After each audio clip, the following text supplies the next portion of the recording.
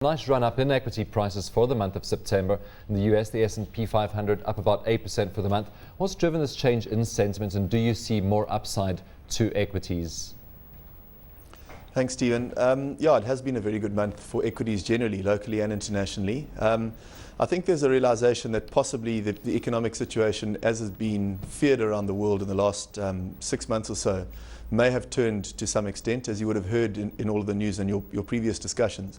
There's still a lot of uncertainty, and there are a lot of conflicting news and reports and statistics, I guess, coming through that make the picture a little muddied. But I guess the sentiment coming through, certainly in the last month, is that possibly things aren't quite as bad as people may have feared. And particularly the fears of the double-dip recession may have receded to some extent. And of course, right at the end of the previous discussion, we were also talking about some of the interest that foreign companies are showing in South Africa, and really looking at our retailers, at our banks, IT companies as well. Should South African investors be focusing on some of the opportunities we're seeing in South Africa at the moment, rather than perhaps looking offshore for opportunities? It's an interesting one. I mean, when you suddenly see companies of the likes of HSBC and Walmart and NTT coming after Dimension Data, it's hard to ignore the fact that international people are seeing value in our South African companies. And as South African investors, I'd imagine a lot of people are looking internally and saying, well, why don't I just hang around here, participate with the likes of these global giants and not have to worry too much about the currency? Our view at Citadel is slightly different. We think that if you look at the relative pricing of assets between the South African markets and the international markets, that there are still better opportunities that exist internationally. And although there is a clamour for emerging market investment opportunities, that there are ways of being able to access these emerging markets and participate in the emerging markets without necessarily having to go and buy shares in South Africa, in China, in India, in places like Brazil, for example. So we're really looking at buying companies that have exposure to emerging markets, but perhaps listed in London or New York. Is that what you're saying? Absolutely. If you look at the likes of a Walmart, I mean, a huge amount of their revenue is generated outside of the borders of America. And in fact, if you look at the American listed sector at the moment, as much as 40% of revenue generated by American companies comes from outside of their borders. So when you're buying companies like Johnson & Johnson, like Procter & Gamble, like Apple, like ExxonMobil, like the likes of Walmart, you actually are participating very, very broadly in the global economy and not just relying on what's taking place in the States for your returns. But now surely Walmart itself is looking at Massmart because it sees better growth potential for a company like Massmart that's directly exposed to these emerging markets. So wouldn't you rather go for a Massmart or a ShopRite than a Walmart? It's an interesting one. My opinion, or our company's opinion, certainly at Citadel, if you look at the relative pricing of the two, if you look at the price to book and you look at something like the PE ratios of those two relative companies, Massmart is certainly trading on a much higher rating than Walmart is currently.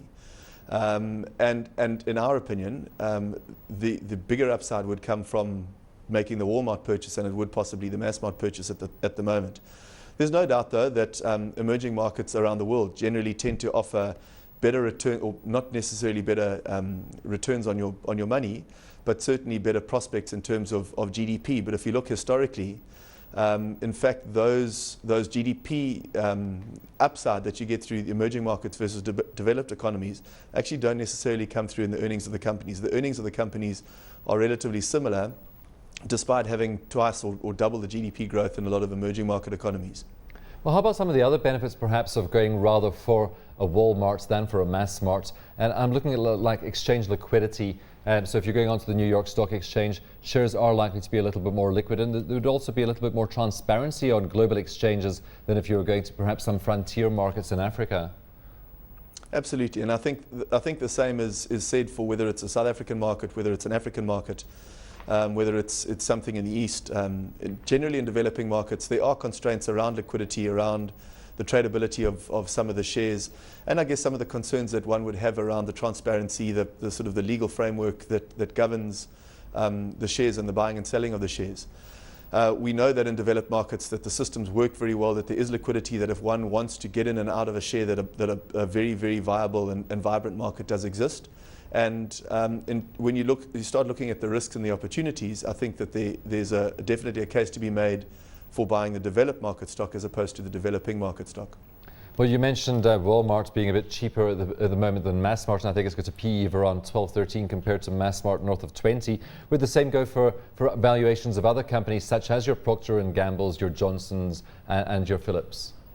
Yeah, without wanting to get into the company specifics of any of those, broadly if we look at just, for example, the American economy at the moment, the American markets at the moment relative to the South African markets, we work largely on the assumption at the moment, our scenario planning going forward is that we do see a recovery in the economy coming through, and that earnings for the companies underpinning the prices of the economy should normalize over time. And if we look at it on that basis and we apply normalized earnings to the various different indices, in the States you've got a normalized average PE in American markets or American companies going back the last 20, 25 years.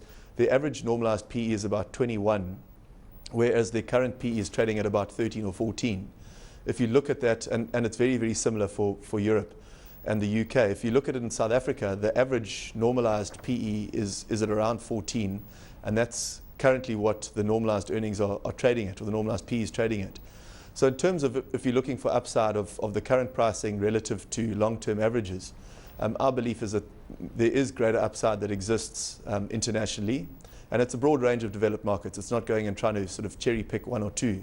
It does seem to be on a much broader scale than exists here in South Africa.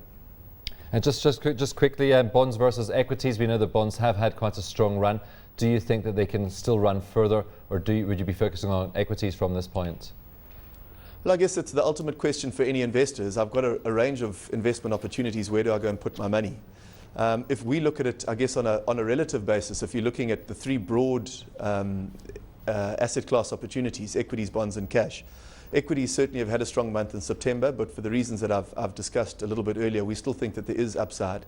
And also our view is we're not looking for a 1 month or 2 month, 3 month return. We're looking at opportunities down the line 3, 4 and 5 years out. So certainly if we look at the asset classes on a relative basis, if we look at equities, as I mentioned before, I think that there is good potential going forward there. If you look at the bonds, American 10-year government bond yields, if you look historically to the 1800s, the yields where they're currently sitting at the moment have ever really only been in the territory where we are now once, and that was in the period around the Second World War.